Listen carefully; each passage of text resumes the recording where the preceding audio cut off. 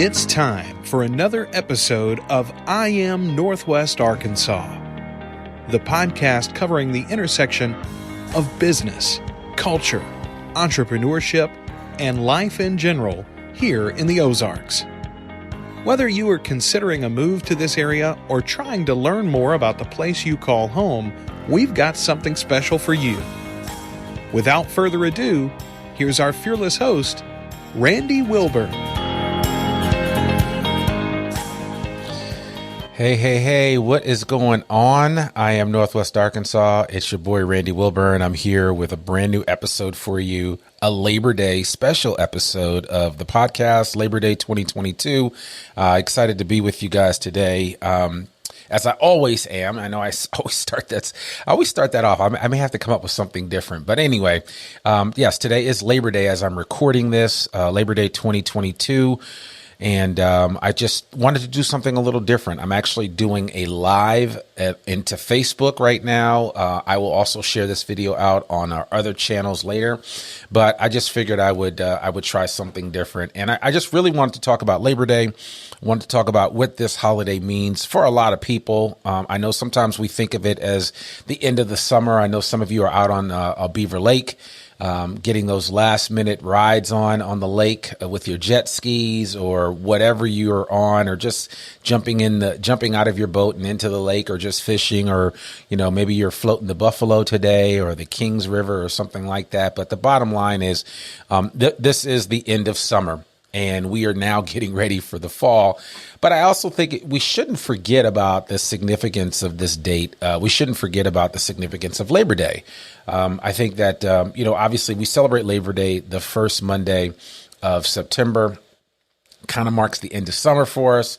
The start of schools is happening in some places, and in other places like here in Northwest Arkansas, our kids have already been back in school for a period of time now. And then, there's also the reason to put white away, right? So if you're wearing white shoes right now, you're really not supposed to be wearing them, but I'll share that story in a second anyway. I thought that was funny, but I didn't wear white all summer. I don't know what happened. I didn't pull out my white Bucks, and I don't know. It was so hot. I just wore flip flops. I wore my Jesus sandals all summer because it was so freaking hot. So there it is. Anyway, so just let's talk a little bit about history and Labor Day, right? I mean, I am a history major, and it's something that I've always enjoyed. And so when you think about Labor Day, it really only became a thing after the recession of the 1870s, and after that period of growth just after the Civil War, and there were just a lot of things happening, and especially in the more urban environments throughout the United States, which there weren't many, but the urban environments that did exist, there was a lot of factories, a lot of industry, and workers were looking to, come up with ways to fight for fair wages. They wanted better working conditions and an 8-hour workday, something that we kind of take for granted now. But, back in the day, that wasn't always a thing. An 8-hour workday that would have been considered a short workday. So you had this whole momentum in the country as we were moving towards a new century here in the United States. And there were just a lot of changes afoot. And, if you know your history, there was a Pullman Railway Car strike in 1894. And after that, after dealing with that Pullman Railway Car strike, President Grover Cleveland tried to strike a conciliatory tone with labor nationwide by making Labor Day a national holiday. And also around the world, they were honoring workers on May 1st, which was called May Day. But even here in the United States, we did celebrate May 1st as May Day. For a while, we celebrated both May Day and Labor Day. But later on, Labor Day won out in terms of what we were going to celebrate for a variety of reasons, the least of which is that May Day was created by the Marxist International Socialist Congress. They were the ones that started May Day. So clearly we were, as a country, we were not trying to espouse that belief system, and take that for what it is. You may or may not agree with me, and I'd love to know your thoughts on this, but the bottom line is that was what was happening, and I'm just retelling history, right, and how we've dealt with this. So in our country here, we celebrated Labor Day, when Labor Day was a big holiday for a while, up until maybe the 60s or 70s when things really started to change. But in several major cities, Labor Day was a really big deal. They would have parades, which they still do, but they're not nearly as involved as they used to be. And even in some of your smaller towns, you would see Labor Day events, but especially in your larger cities. So, there was that. And so now it's interesting because here we are in 2022, and we are coming out of the pandemic, and there are just a lot of things that are happening that we're having to make sense of. And so everyone has had to reconsider how work is done.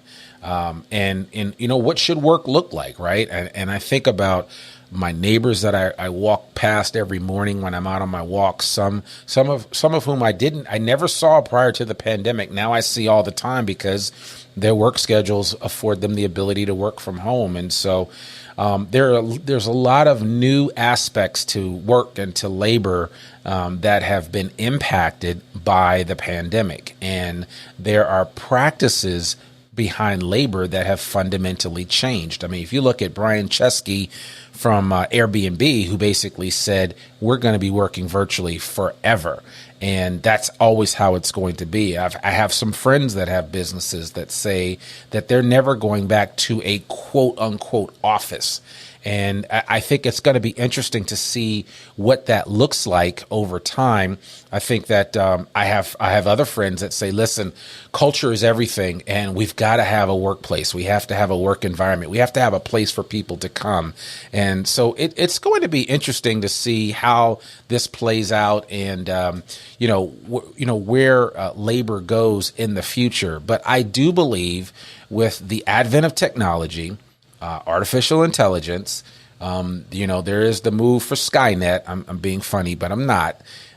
There is just this whole just changing of the guard when it comes to how we do work and the type of work that we do. And so I think it's going to be really interesting to see how labor evolves over time and what that looks like. I think that labor is going to look markedly different for my kids and your kids, if you have children, and your grandkids, than it looked for me or for you. And I'm a Gen Xer.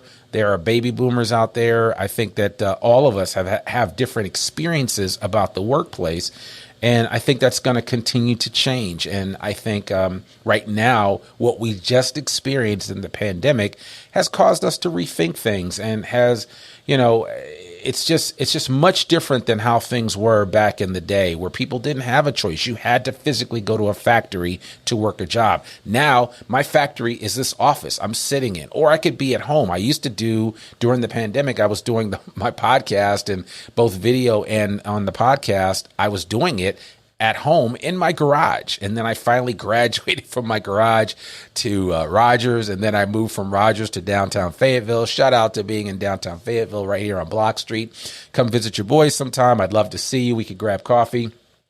But anyway, I digress. I just, I think things have just fundamentally changed, and what technology allows and what you're capable of doing nowadays from a work perspective is markedly different than what we experienced even 20 or 30 years ago. So that's, I think it's going to be interesting to see how things play out. And so there is certainly a move underfoot to try to improve working conditions and opportunities here in the United States. And I think as policymakers come up with new ways to establish what work looks like and how we deal with labor in our country. I mean, Labor Day, the labor movement, the unions grew out of Labor Day. And so we are at our lowest point in terms of union involvement here in this country. And wherever you stand on the whole union issue, there are pros and cons to unions, just like there are pros and cons to anything. And so it's going to be interesting to see how labor continues to evolve and how unions evolve over time with the changing of times and the changing of technology. And so even right here in Northwest Arkansas, we had a chance to bring on some folks from Skills Lab Training up in Bentonville. And they talked about, and that was episode 109 if you want to check it out, and I'll link to it in the show notes.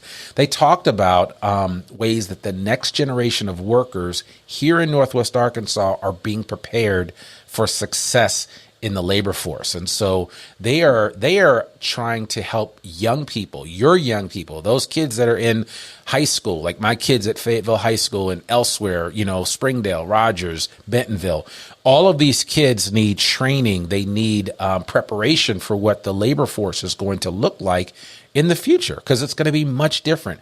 And for some of us as parents, it's going to be hard for us to relate to what labor looks like in the future, because we all know what it looked like for us. And, all of us, like my wife, she tells my kids all the time, she went out and got a job at the age of 13, working at Star Market in Boston, Massachusetts. Shout out to Star Market. But so she experienced that. And so I think it's going to be interesting to see how things evolve, especially for our kids when it comes to the labor movement, when it comes to working. I mean, honestly, if my children technically do not ever have to step foot in an office if they don't want to. If they have an idea, if they have a plan for a business, or if they want to work at a business that basically provides a virtual workplace, then that's an option for them. And again, we don't have enough time to go too deep into this whole issue of is it good to have virtual workplaces? Is it bad?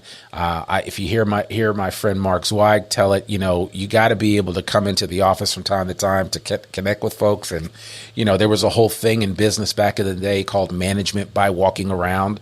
And how can you manage by walking around? I guess you have to do it virtually, right? Where you just kind of pop in on people on Zoom or on Google Teams or something, or on Google or on Teams, where you just check in with people on a regular basis. But all of that has fundamentally changed the workplace and the work environment. So it's going to be interesting to see how things pan out. I certainly don't have all the answers, and that wasn't the purpose of this episode. It was really to acknowledge Labor Day and to kind of talk about the history behind Labor Day and why it started, and the fact that it's been a holiday since 1894, and to recognize all the people out there that are working hard to make things happen, whether you are working in the fields, harvesting the fruit and all of the different plants that come out of our agrarian economy here in the United States, whether you're in factories, whether you are in the supply chain, and whether you are on a truck right now driving for J.B. Hunt or Walmart or Tyson. I see those trucks on the road all the time. And honestly, we couldn't live the lives that we live without those folks doing the work that they do. And so I want to acknowledge everybody that's out there putting in a solid day's work. And I say a day's work, I don't say 8 hours, right? Because it could be, you could be working 4 hours a day and making a difference. I don't know that it's necessarily an amount of time more so than it is an amount of effort.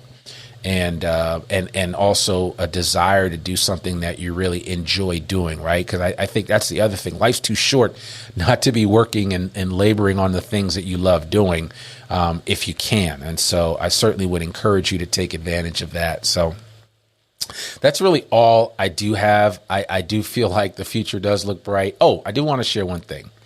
This whole issue about white after Labor Day, just so you know, historically, the reason why this all came about was because the upper crust, and I'm using air quotes now for those of you that are listening to the podcast, the upper crust frowned upon anyone wearing white after a certain period of time. And it was their way of kind of controlling fashion. And so they would make it a point to say, hey, wearing white after Labor Day was not a thing.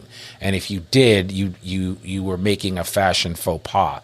But in reality, there is no hard and fast rule to that. So I actually might pull out my white bucks. If you see me wearing them this week or next, don't judge me. Just know that I am not constrained by certain rules of fashion etiquette that may or may not be valid. I just happen to like white shoes. So if you do see me wearing my white bucks after Labor Day, just say hello. So anyway, that's all I have for you guys. Those of you that joined us live here on Facebook, we'll repost this elsewhere on several other platforms, including LinkedIn. We have a big LinkedIn following for the I Am Northwest Arkansas podcast.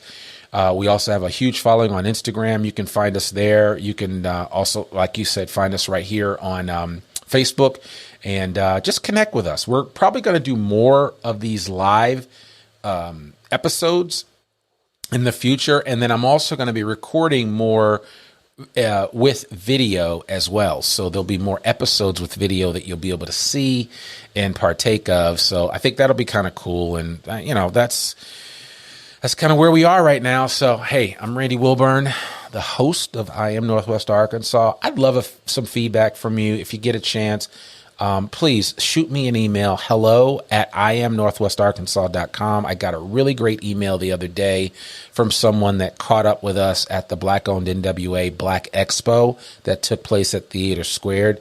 Certainly want to encourage you to connect with us.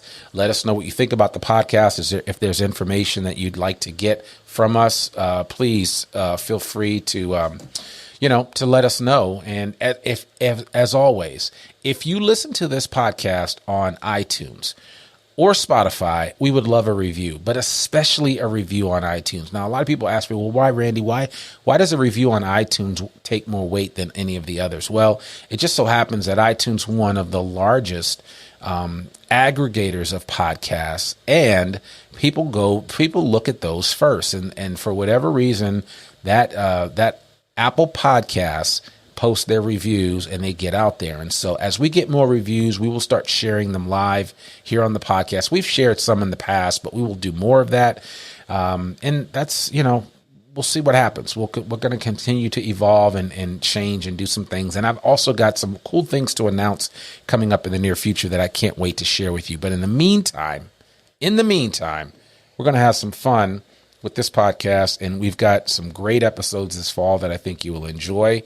But today, I want you guys to take a chill, relax, enjoy your family, maybe get some ice cream. You can barbecue, whatever you want to do. Take advantage of today and enjoy your Labor Day. And I will talk with you soon. Peace. We hope you enjoyed this episode of I Am Northwest Arkansas. Check us out each and every week, available anywhere that great podcasts can be found.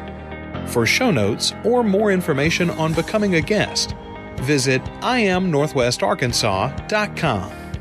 We'll see you next week on I Am Northwest Arkansas.